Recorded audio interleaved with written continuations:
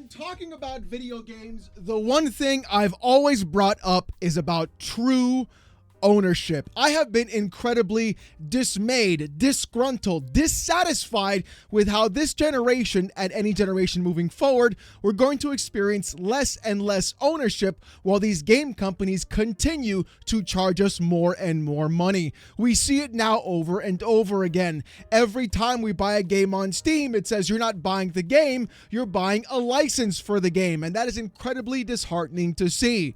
Thankfully, things like GOG and other ways of actually owning your video games do exist, but those are few and far between comparatively. Enter Accursed Farms, who a few months ago, 10 months to be exact, went around and created a new initiative called Stop Killing Games. And you would think one of the biggest Twitch streamers and YouTubers on the platform, who is an actual developer, who has made their own game, whose name is in fact Pirate Software, would of course be behind this. And unfortunately, it was the opposite case in general. I can make the direct statement, though, that Pirate Software's direct involvement in going ahead and being against the Stop Killing Games initiative literally killed the initiative. And it's truly sad to see, because like I said before, we are in fact in a state of you will own nothing and you will be happy. And I put happy in quotations because nobody is happy right now. The problem, though, is this: because of Pirate Software's direct anti-stance towards Stop Killing Games, the initiative towards the EU Commission has completely stopped as of this moment in time. Sitting at around 51% of the signatures needed to take it to the EU, it's not going to make it any further, giving more publishers and developers more ownership over the titles and products they're trying to sell you, rather than you actually owning those products directly when the transaction is in fact complete. So, what did Ross do? He made a video discussing the issues of Pirate Software and his complete lack of knowledge in the entire situation, which really is shocking to me. Someone like Pirate Software, with a platform as large as his, literally going around and saying direct misinformation, and dare I even say lying about the Stop Killing Games initiative, and providing zero evidence to back his claim.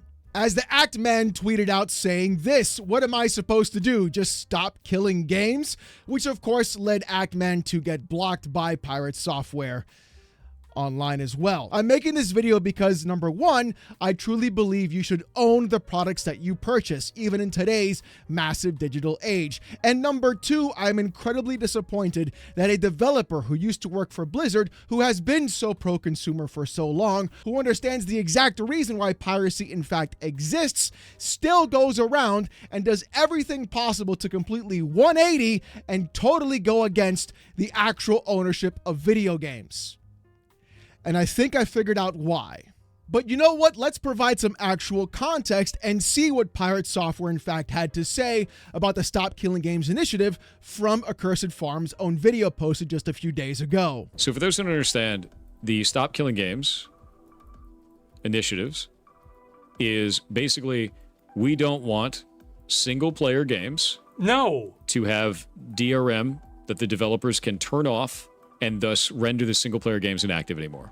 This is what they want to change. They need to be specific that they're talking about single-player games that do not need a server to support them. And as much as they want it to be about specifically games where it is a single-player game that has always online functionality, it would impact every live service game that exists, instead of just targeting single-player, always online games.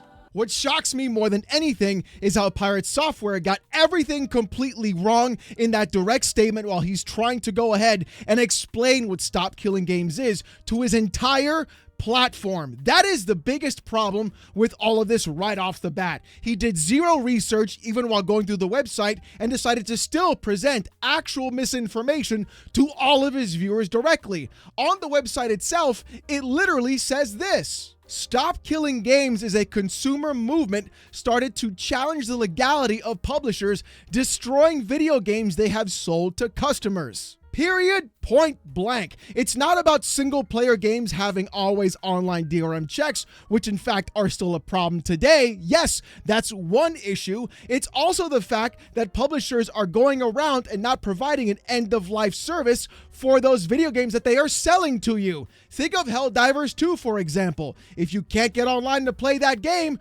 you just drop $40 on literally nothing. Congratulations, you might as well have just wiped your ass with it and lit it on fire, because once that game shuts down, it is gone forever. It'd be so simple for them to be like, look, we're just going to throw bots in there, have a great time, and adjust the difficulty here and there, and that's about it. Game's over, pretty much done. Or even just be like, yo, if you want to set up your own Hamachi server, you got it right there for you. We used to do that with Diablo 1 back in the day. I don't know why it's so hard right now.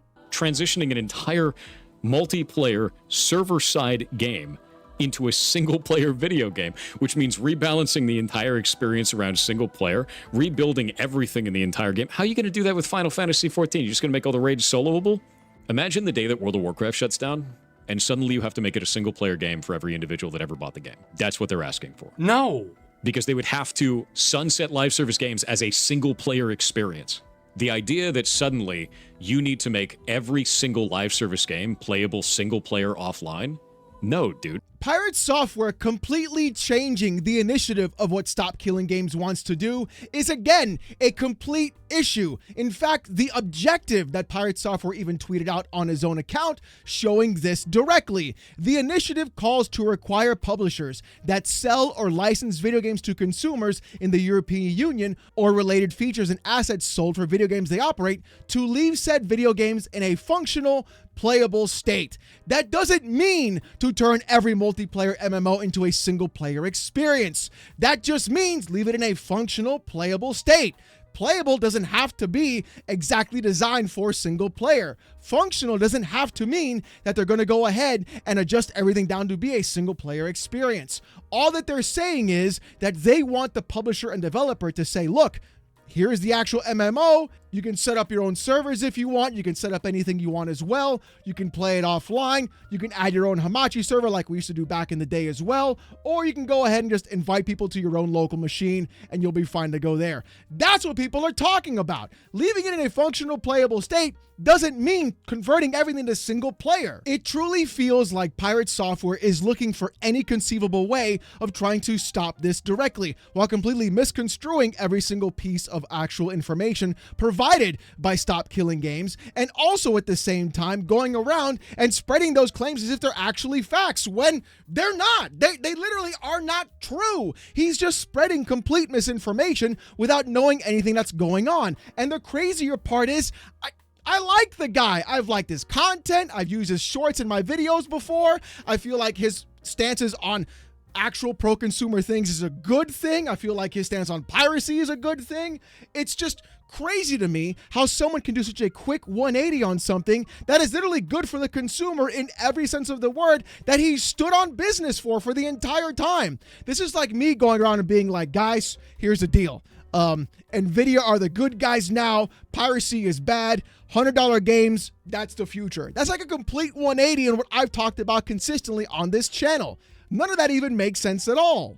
And I can go back and use exactly what's happening right now. Look at games like Path of Exile 1 and 2, Diablo 3 and 4. Right now, those are in fact multiplayer games that can be played in a single player fashion, but require an always online connection. Leaving those games in a functional playable state just means don't make me access the server. And there's really no need for me to access the server whatsoever. Last Epoch has a single player offline mode. Diablo 2 Resurrected has a single player offline mode. Why can I not have a single player offline mode in those other games as well? What information do you need from the server for me to just go ahead, click QWER, cast my spells, and zoom through a map in Path of Exile? Nothing at all. Especially in the worst case scenario, when every time a new season comes out, that entire game is flooded with thousands of people trying to play all at once. The servers crash, there's rollback issues, there's syncing issues, and everybody just basically just craps out trying to play hardcore. Now that's a very specific situation, but at the same time, it's ideal to what I'm talking about here.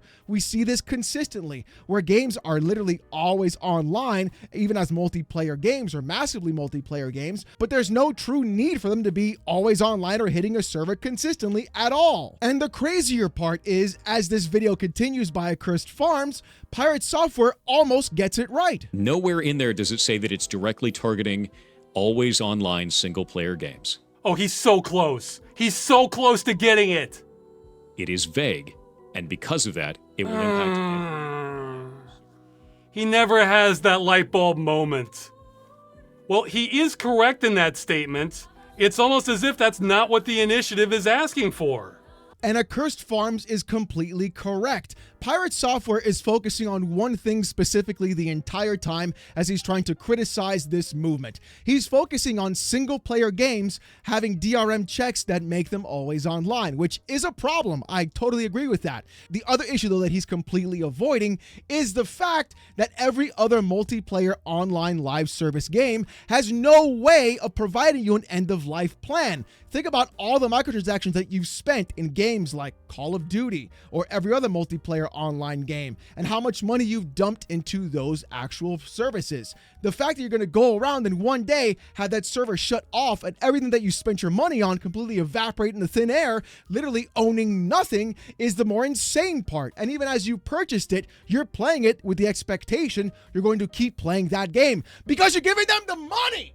You see, that's the thing. When they shut their servers down, they're not going to give the money back to you. No, even with inflation, it still wouldn't be enough. But that's the problem. These companies are literally siphoning money out of your pocket and using FOMO to go ahead and have you spend that money. And then when it doesn't make enough for the actual company, they shut that shit down. There it is. Goodbye. You can't even go back and play your old characters. Just like he said, imagine when World of Warcraft shuts down. In fact, didn't that happen in China recently where everybody was hanging around saying, oh, there goes everything, and all the time used and all the friends made, gone, evaporating just one quick moment. But thankfully, concerning WoW in China, a new deal was struck, and the game is now available back for people to play. But that's the issue people are talking about, and that Ross is bringing up. These are concerns that shouldn't be happening to the actual gamer when they're putting their money forward and trying to go ahead and spend money on a game that they want to enjoy, that they actually do in fact own, not just have a permission to play. If I was just simply renting a license or being granted permission, then I shouldn't be paying $70 for the actual game or $15 a month to access the service. It should in fact be free. If we're trying to kill off the practice of developers putting together a live service game, pitching it as a single player experience, and then taking away support in the future. Now he's changed it again and is making up how it's about single player games are advertised. What is he doing? It needs to be specific about the business practice it's trying to defeat, which is specifically companies that are doing this under the guise of it being a single-player game, but adding online-only functionality that is not necessary and doesn't add any gameplay elements. That's the problem. No, that's not it at all. And there are some people that'll say, well, just make it all single-player. Like well, you? I've explained that doesn't make any sense in the first place. If you're making it all single-player, you'd have to carve off all of that, and it's developer time and money. These are two different ideologies, and that's okay to have two different ideologies. I just won't agree with it. But those aren't the ideologies. Nothing in the initiative is asking to convert games to single player. Nowhere in there does it say that it's directly targeting always online single player games. Yeah, so why does he keep bringing it up? Not only in Pirate Software's video did he double down on the single-player initiative, he then began to almost change the subject of what the initiative should in fact stand for. That's the crazier part about all of this. The fact that he consistently went around and tried to spread actual misinformation about this, literally stopping people from owning the video games they're spending their hard-earned money on. To be so completely callous and disregard everything that is being presented to you and just basically go through and say, well, I'm right about this even though I don't have any direct information about what's going on, and even though the information is sitting right in front of me, I'm going to refuse to in fact read it, is the most insane thing I've truly ever seen. How Pirate Software has the gall, audacity, testicular fortitude, and the gumption to go through and pretend to be an authority in the space while at the same time ignoring all the evidence being presented to him by everybody else, and then to say that he's the one who's right really goes to show, what are we even doing here? It's very simple if he was like, oh boy, I misread that, I was wrong. It's not about single player online DRM games. It shouldn't just focus on that one thing. It should be part of every game, because every game moving forward should have an end of life plan, especially with games now being always online. Hell, your Switch 2 right now requires online internet for it to even be active and used correctly.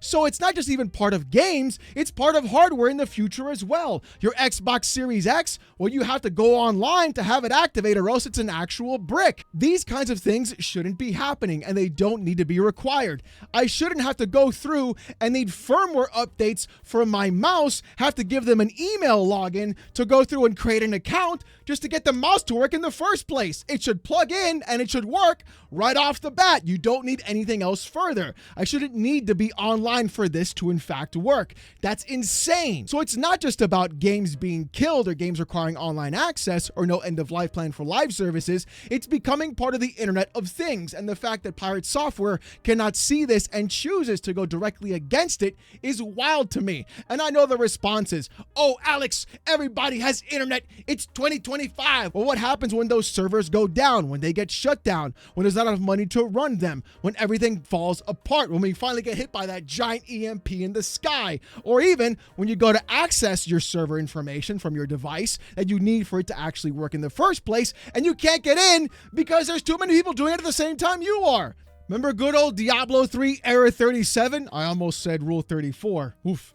That would have been an entirely different ballgame. We all dealt with that back in the day. And yes, things have gotten better, but that doesn't mean those things can't happen again. And the crazier part is, even though through all of that, Pirate Software again changes his argument to a different perspective. If we don't like the idea of live service games as a whole, I get it. Don't play live service games then. Don't agree to those terms. No, he's getting a new thing wrong now. We're not against them existing, we're against them being destroyed with no recourse for the customer. Just use logic. If we didn't like them in the first place, why would we care if they're being destroyed? He says he gets it, but he doesn't. Let's talk about the actual bad business practices. In the case that a studio is making a live service game, and they sell it to you as a product, they say that you are purchasing the game, or you are buying the game, when in reality you're actually purchasing or buying a license to that game. I think that we should be fighting about that. The initiative is not trying to call that out specifically. It's trying to say that all games need to stay in a functionable, playable state. Yes! Which is not calling out the language that is being used to manipulate the player. Call that out specifically. Okay, I don't know if he's doing this intentionally. I'll be charitable and assume he's not. But this is some serious obfuscation. He's complaining that the initiative isn't focused on another topic he made up. I mean, what is that logic? Now I know what you're thinking, Alex. Why is Pirate Software so dedicated to stopping this? Well, here's my 2 cents about the entire thing, and I am just making an educated guess. The thing is, Pirate Software's entire focus has been specifically about single-player games, the licensing for those single-player games, and also the DRM checks required for those single-player games, or even making multiplayer games into single-player games directly, completely obfuscating that Accursed Farms was trying to bring up. With a little bit of digging and some people in the actual community, we found this out. Apparently, Rivals of Aether 2 is a live service video game being developed by Aether Studios, but published by Off-Brand Games. Now here's the thing, Off-Brand Games may sound familiar to you, and it did to me, because according to other sources, it turns out that Ludwig is also working with Off-Brand Games, and the unit for publishing is led by Pirate Software. Oh, it's almost like the pieces fit together. It's almost as if, in my guesstimation, that Pirate Software was in fact going around and purposely spreading misinformation to go ahead and not have to do anything that entailed in terms of having to change the way the game is designed or anything along those lines of live service games. This is absolutely 100% a stretch, but it does make a lot of sense when you put the pieces together. Follow the money, Mason. Isn't that always the case? Now, granted, there's no evidence to prove that's exactly why Pirate Software is doing that specifically or being against Stop Killing Games because of him working for Off-Brand and then publishing live service games directly. The difference is, though, Pirate Software has tried to talk about this before and has, of course, been caught deleting tweets. Here's what happened. Hey, at Pirate Software, why did you delete this tweet? You realized too late it makes you look more like a moron. And it is quite the lengthy tweet, but it doesn't stop there, because yesterday Pirate Software also made this long, incredibly detailed tweet talking about Stop Killing Games specifically, and still not understanding the approach to the actual initiative. In fact, at the end of the tweet, he even highlights exactly what he feels the problem is. And the problem is the objective of keeping games played in a functional and playable state. He's directly obfuscating functional and playable state and taking the worst direct approach as to what that would in fact mean. Functional and playable doesn't have to be directly detailed right now. That can be ironed out through law and the EU. It doesn't mean that we're going to go through and require every game to have a full end of life cycle. People just want to be able to play the video game that they spent their money on. And the fact that Pirate Software is so against this really gets the old noggin to scratching, which is why I brought up him being part of publishing for Off-Brand and publishing a live service game directly. It would impact him at the very moment in time if this went through at all.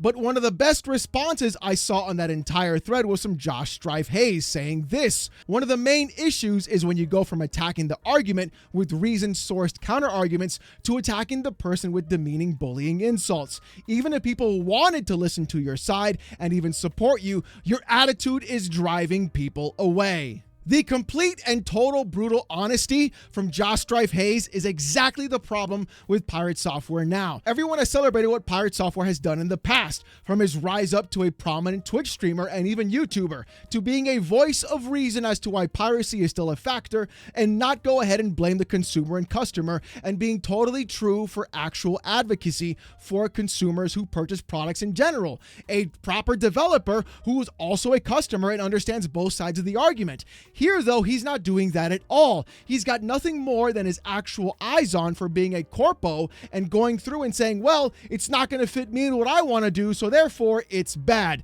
I'll obfuscate it, misinterpret it, misrepresent it, and dump nothing but misinformation out on the internet about it. And it truly is not enraging, not angering, but incredibly sad to see that someone who has been a voice for pro-consumer behavior for so long on the internet completely 180 on this entirely. And it is literally going to be pointed directly at Pirate Software, exactly why Stop Killing Games will not go through to fruition and will not be able to reach the amount of signatures required by the 31st in order to go to the EU and provide some way of people to actually own their games in today's day and age. You can almost say that Pirate Software single-handedly killed video games. That is hyperbolic, absolutely, but I just want to say that to make a point.